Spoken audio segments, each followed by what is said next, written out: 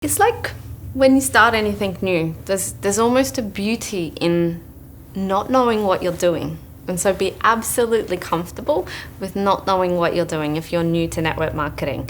Because all you really need to do is you go to the people that actually know what they're doing, and you stay close to them and you listen to them. Because if you start a new business, if you first start to learn to surf, if you start to learn to play soccer or become a chef, what do? You go, you get trained by the best people that know what they're doing.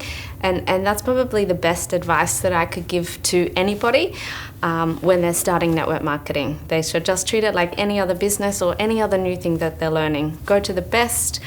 Have a look and find who do you want to be your role model, who do you really like in the industry.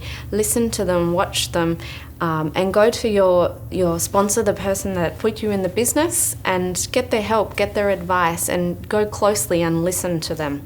And most of all, go into massive action. Action is the only thing that will get you through that roadmap of your goals and achieving the real success that you want to achieve.